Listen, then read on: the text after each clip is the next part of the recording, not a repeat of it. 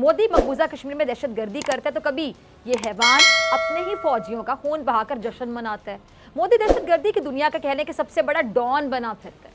दहशतगर्दी करना और करवाना मोदी पर खत्म है। कत्लो गारत करने वाला मोदी अनकरीब खुद, याद रखिएगा, गारत होने वाला है। अच्छा नाज़रीन, मोदी एक जहनी मरीज है और आमतौर पर जहनी मरीज का इलाज मेंटल असाइलम में किया जाता है, लेकिन मोदी एक ऐसा जहनी मरीज है जिसको मेंटल असाइलम की नहीं बल्कि 3rd डिग्री की जरूरत है। उसको इतनी मार मारनी चाहिए कि उसकी अकल ठिकाने आ जाए। मोदी आरएसएस के बलबूते पर मुसलमानों पर जमीन तंग कर रहे हैं। इस्लामोफोबिया में मुब्तला उस जालिम शख्स का भयानक अंजाम, याद रखिएगा, बहुत करीब है, लेकिन ये बात उसको ज़रा भी समझ नहीं आ रही। ये पाकिस्तान और मकबूजा कश्मीर में तकरीबी जो सरगर्मी है ना, उसको बढ़ाना चाहता है, क्योंकि उसको मुसलमान एक आंख नहीं भाते। मोदी सरकार ने बाबर कादरी को शहीद करवाया क्योंकि वो मोदी की घटिया और गिरी हुई सोच के खिलाफ खुलकर बोला करते थे। रियाज नाइकू, बुरहान वानी जैसे जंगजुओं को जो कश्मीर में आज़ादी की तहरीक चला रहे थे और मोदी के जुल्म के आगे दीवार बने हुए थे, उनको ना सिर्फ शहीद करवाया बल्कि उनको दहशतगर्द करार देने की भी पूरी कोशिश की। अच्छा, दुनिया ये बात अब बड़े अच्छे से जान चुकी है कि मोदी स्पॉन्सर टेररिज्म को फरोग दे रहा है। दुनिया के सामने ये राज खुल चुका है कि मोदी का नाम निहाद भारत जगमग नहीं बल्कि इंतहा पसंदी की बकबक कर रहा है। हिंदुस्तान जल रहा है और ये आग मोदी के जुल्म से पूरे हिंदुस्तान में फैल रही है। भारत अमन की आशा नहीं चाहता बल्कि ये अमन का दुश्मन है। मोदी मुसलमानों की तबाही और बर्बादी के चक्कर में हिंदुस्तान की तबाही कर रहा है। हिंदुस्तान की मईशत डूब रही है, कोरोना हिंदुस्तान को निगल रहा है और मोदी इस मरज को काबू करने में नाकाम रहा है। मोदी ने पूरी कोशिश की कि वो पाकिस्तान को FATF की जो ब्लैक लिस्ट है उसकी दलदल में धकेल दे, नुकसान पहुंचा दे, लेकिन कह लें कि किस्मत की करनी। देखिए ज़रा कि आज भारत पर खुद FATF की तलवार लटक रही है। भारत की पाकिस्तान के खिलाफ झूठी खबरें और मज़ामीन जारी करने वाली जो जाली वेबसाइट्स हैं वो भी पूरी दुनिया के सामने आ गई। तो फिर दुनिया ने जाना कि मोदी पाकिस्तान के साथ दुश्मनी में इस हद तक गिर सकता है। मोदी रॉ और NDS इनके ज़रिए पाकिस्तान में दहशतगर्दी करवाता है और पूरी कोशिश करता है, हमेशा मसरूफ़ रहता है पाकिस्तान के खिलाफ साजिशें करने में। अच्छा, भारत ने अपनी कठपुतलियाँ पाकिस्तान के खिलाफ इस्तेमाल की हैं, हमेशा सबको पता है। उनमें से एक कठपुतली अब अपने अंजाम को पहुंच चुकी है। भारत के उस पपेट का ताल्लुक MQM लंदन से है। उसे बानी MQM लंदन के नाम से भी जाना जाता है। वो बाहर बैठकर एक इशारा करता था, याद करें, और उसके कहने पर कराची का अमन सुकून ये ऐसे चुटकियां बजाकर मिनटों में तबाह बर्बाद करके रख दिया जाता था। वो खुलेआम मुल्क तोड़ने की बातें करता था, कराची को पाकिस्तान से अलहदा करने की बकवास करता था, बक करता था, और ये सब कुछ वो बशीरबाद से करता था। लेकिन फिर दुनिया ने देखा कि पाकिस्तान कायम रहा, अल्हम्दुलिल्लाह, माशाल्लाह, और इसे तोड़ने की बातें करने वाला अपने आप जो खोदा हुआ गड़ा है ना उसमें खुद जा गिरा। कल तक जिसकी आवाज़ से दुनिया कांपती थी, सोचिए आज उसकी आवाज़ कहीं भी सुनाई देती है आपको? कहीं सुनाई नहीं देती, क्योंकि किसी ने शायद दुरुस्त कहा है कि जुल्म जब हद से बढ़ जाता है तो मिट जाता है।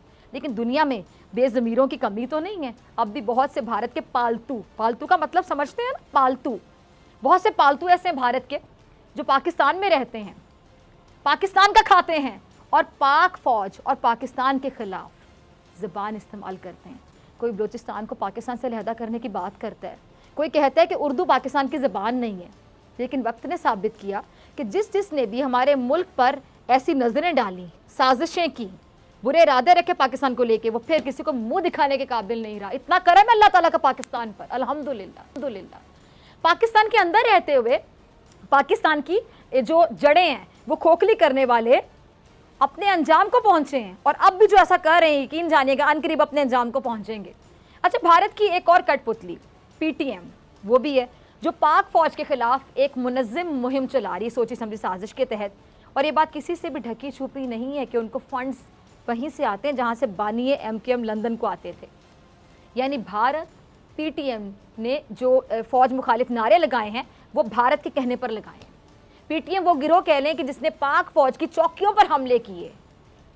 और नाज़िम बताएं कौन होगा जो अपनी फ़ौज पर हमले करे। और एक और बात, PTM जो ये मुतालिबा करती रही कि वज़ीरिस्तान में पाक फौज की ज़रूरत नहीं है, इसको यहाँ से बाहर चले जाना चाहिए, मैं ज़रा बताना चाहूँगी कि अभी कल ही दहशतगर्दों ने वज़ीरिस्तान में क्या किया, फोर्सेस की चेक पोस्ट पर फायरिंग की, जिसके नतीजे में 4 जवान शहीद हुए। पाक फौज की जानिब से दहशतगर्दों को मुंह तोड़ जवाब दिया गया और जवाबी कार्रवाई में 4 दहशतगर्द भी मारे गए। अब मेरा सवाल है कि पाक फौज ने इतने मुश्किल से दहशतगर्दी को ख़त्म किया, लेकिन अमन के दुश्मन एक बार फिर यहाँ पे तकरीबकारी को फ़रोग देना चाहते हैं। ऐसे में अगर पाक फौज यहाँ से चली जाती है तो फिर पीटीएम क्या खुद दहशतगर्दों से लड़ेगी? इसलिए यहाँ से फौज को निकालने का मुतालबा करने वालों को शर्म से डूब मरना चाहिए। अच्छा, भारत ने स्पॉन्सर्ड दहशतगर्दी के जरिए किस तरह से सानेहा पेशावर जैसा जख्म लगाया था, कौम ये नहीं भूली है।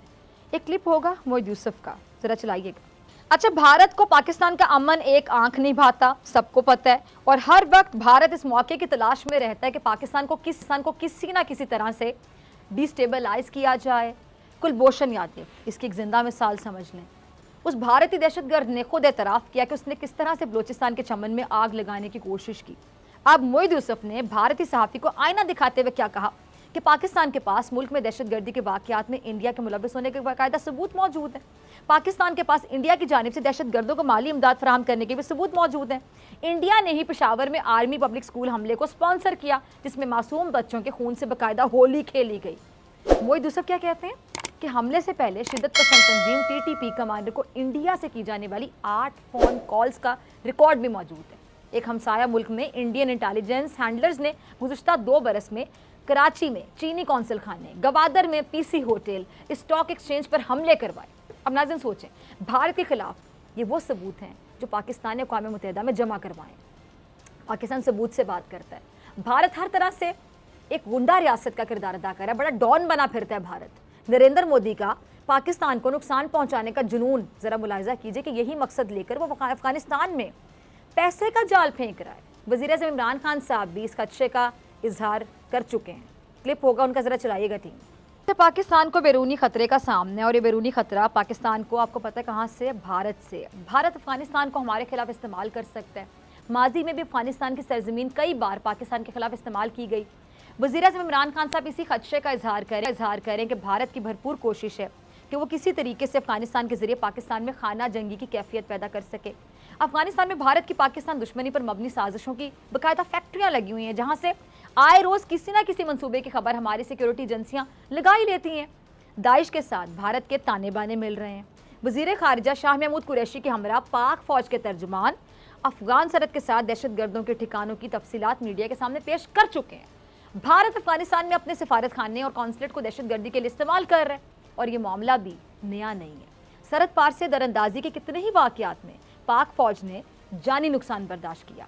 अफगानिस्तान की सरजमीन का पाकिस्तान के खिलाफ इस्तेमाल होना किसी तौर भी काबिल कबूल नहीं है। आज भारत अफगानिस्तान की सरजमीन पाकिस्तान के लिए इस्तेमाल कर रहा है। अब जरा सोचिए नाज़रीन, भारत एक तरफ पाकिस्तान के खिलाफ तरह तरह की साजिशों में मसरूफ़ है, तो वहीं वो कश्मीरियों को दबाने में भी नाकाम रहा है। हालांकि कोशिश कर रहा है, लेकिन नाकाम कोशिश। और मकबूजा कश्मीर में भारत का जाली अमन का झूठ दुनिया के सामने खुल चुका है। भारत ने जो 370 आर्टिकल ख़त्म किया, कश्मीर की आज़ादाना हैसियत को ख़त्म किया, भारत ने एक्चुअली ये जिताना चाहा कि मकबूजा कश्मीर पाकिस्तान का हिस्सा नहीं है, लेकिन उसके कहने से और ऐसा होने में ज़मीन आसमान का फ़र्क है। अब अमेरिका ने जानबूझकर या कह ले कि लाशऊरी तौर पर मकबूजा कश्मीर को भारत का हिस्सा करार दिया, जिसकी पाकिस्तानी दफ्तर खारिजा ने मजम्मत। अमेरिका की तरफ से वजाहत भी आई कि पाकिस्तान और भारत के दरमियान मुतनाज़ इलाका है ये माजरा क्या है। ज़रा देखिए ये कुरैशी साहब का क्लिप। अच्छा, मामला कुछ यूँ कि अमरीकी महकमा खारजा ने मकबूजा जम्मू कश्मीर में 4G मोबाइल इंटरनेट के दोबारा आगाज़ से मुतालिक ट्वीट किया, और जब ये ट्वीट किया तो इस ट्वीट में उसने भारत के इस इक़दाम की तारीफ़ की। अब नाज़रीन, मसला ये नहीं कि भारत की तारीफ़ की, बल्कि मसला ये था कि उस ट्वीट में अमरीकी महकमा खारजा ने भारतीय कश्मीर का लफ्ज़ इस्तेमाल किया, और ये बात पाकिस्तान में किसी सूरत कबूल नहीं की जा सकती, ना कश्मीरी से कबूल करेंगे कि कोई भी मुल्क जाने अनजाने में पाकिस्तान के कश्मीरियों से अटैचमेंट का मजाक बनाए या जज्बात से खेले, तो बर्दाश्त नहीं हो सकता। ये ट्वीट ज़रा ये देखिएगा, आप अपनी स्क्रीन पर भी देख सकते हैं। इस ट्वीट में भारतीय कश्मीर के अल्फाज पर पाकिस्तान के दफ्तर खारजा की तरफ से सख्त रद्द-ए-अमल आया, जिसके बाद जो बाइडन इंतजामिया ने बाकायदा माजरत की और कहा कि अमेरिका की मकबूजा कश्मीर को लेकर पॉलिसी में कोई तब्दीली नहीं आई है। अमेरिका मकबूजा कश्मीर को आज भी पाकिस्तान और भारत के दरमियान एक मुतनाज़ इलाका तस्वुर करता है।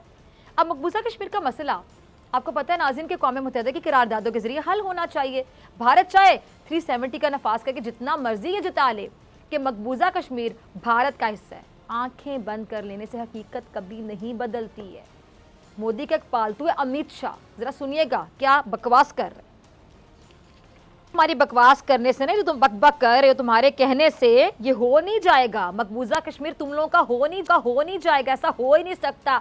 जाओ जरा, अगर हिम्मत है ना तो जाकर पूछो कश्मीरियों से, मकबूजा कश्मीर के अवाम की आंखों में आंखें डालकर उनसे पूछो कि वो खुद को भारत का हिस्सा मानते भी हैं या फिर नहीं। नफरत करते हैं कश्मीरी तुम लोगों से, नफरत करते हैं तुम लोगों से, लेकिन इतनी हिम्मत तुम में, तुम्हारे मोदी में आएगी कहां से? डरपोक लोगो तुम लोग, गिरे हुए घटिया सोच के मालिक। मोदी में इतनी हिम्मत नहीं है कि वो श्रीनगर में एक अवामी जलसा तक करके दिखा दे। अगर मकबूजा कश्मीर तुम्हारा है तो फिर मोदी मकबूजा कश्मीर क्यों नहीं जाता? क्योंकि तुम अमित शाह और मोदी अच्छे से जानते हो कि मकबूजा कश्मीर के अवाम पत्थरों से तुम्हें बकायदा संसार कर देंगे। संसार का मतलब समझते हो? तुमने जो जुल्म के पहाड़ उस जन्नत नज़ीर खूबसूरत वादी में तोड़े हैं, कश्मीरी वही जुल्म की आग से तुम्हारी और मोदी की बकायदा चिता जला देंगे। अच्छा, अगर कश्मीर तुम्हारा होता तो फिर कश्मीरी तुम्हारे खिलाफ आज़ादी की तहरीक क्यों चलाते? अगर मकबूजा कश्मीर भारत का हो तो फिर 9 लाख भारतीय दरिंदा से फौज मकबूजा कश्मीर में क्या कर रही है? क्यों काबिज है? अच्छा, भारतीय बच्ची का क्लिप जरा मुलाहिजा कीजिएगा। ये आपने छोटी सी बच्ची ने एक पेंटिंग से सारी वजाहत कर दी कि मामला है क्या। अच्छे से जानती है बच्ची कि भारत का वज़ीर दाखिला अमित शाह एक सांप है जो भारत के शहरियों के हुकूक पर बकायदा डंग मारते हैं। इस बच्ची को यह भी पता है कि अंबानी नामी सांप ज़राअत के शोबे को हड़प करना चाहता है और पंजाब के सिख किसानों की मईशत पर डंग भी मार रहा है। यही नहीं, ये बच्ची ये भी जानती है कि मोदी नामी सांप जो भारत और मकबूजा कश्मीर के अवाम के हुकूक पर डंग मार रहा है। ये बच्ची अपने वालिद की पेंटिंग की वजाहत इतने अच्छे तरीके से कर रही है।